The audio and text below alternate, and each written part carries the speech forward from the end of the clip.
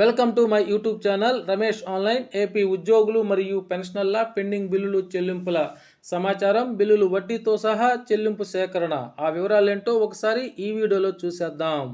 చూసే ముందుగా ఫ్రెండ్స్ ఎవరైనా ఇంకా మన ఛానల్ని సబ్స్క్రైబ్ చేసుకోకపోతే వెంటనే సబ్స్క్రైబ్ చేసుకొని పక్కనే ఉన్న బెల్ ఐకాన్ టచ్ చేయండి. తద్వారా నేను పోస్ట్ చేసే సమాచారం అందరికంటే ముందు మిమ్మల్ని చేరడానికైతే అవకాశం ఉంటుంది. అదేవిధంగా వీడియో మీకు నచ్చినట్లయితే ఒక లైక్ చేయండి. ఇక విషయానికి వచ్చినట్లయితే ఆపద్ధర్మ ప్రభుత్వం అక్రమ చెల్లింపులు చేస్తోంది.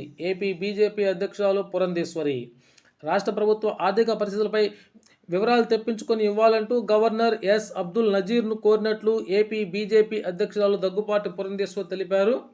ప్రభుత్వ ప్రధాన కార్యదర్శి నుంచి అన్ని వివరాలు తెప్పించుకొని ఇవ్వాలని పేర్కొన్నామన్నారు. రాజ్భవన్లో ఏపీ గవర్నర్ అబ్దుల్ నజీర్ను బీజేపీ ప్రతినిధి బృందంతో పురంధేశ్వరి కలిశారు.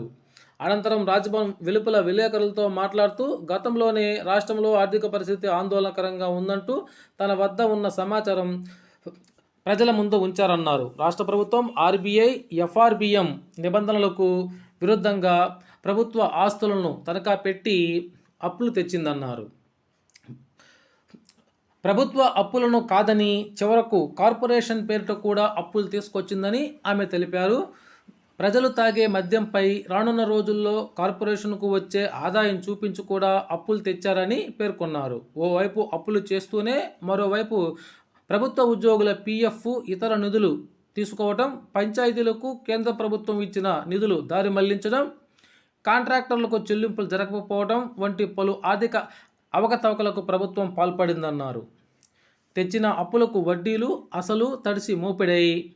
చివరకు ఉద్యోగులకు జీతాలు, అదేవిధంగా పెన్షన్లకు పింఛన్లు కూడా ఇవ్వలేనటువంటి పరిస్థితిలో ఉందన్నారు. ఈ సందర్భంగా ఆమె తెలియజేశారు. అయితే ప్రస్తుతం రాష్ట్ర ప్రభుత్వ ఆర్థిక స్థితిగతులు, పోలింగ్ తదనంతరం చెల్లింపులు, ఉద్యోగుల జీతాలు సహా వివిధ చెల్లింపులపై వివరాలు కోరామన్నారు. ప్రభుత్వం చెల్లించాల్సిన అప్పుల వివరాలు, వడ్డీ సహా వివిధ కార్పొరేషన్లు, డిస్కౌంట్లకు చెల్లించాల్సిన బకాయిలు రాష్ట్ర ప్రభుత్వ ప్రధాన కార్యదర్శి నుంచి వాస్తవ వివరాలు తెప్పించి ఇవ్వాలంటూ గవర్నర్లు కోరినట్లు పురంధేశ్వరి తెలిపారు.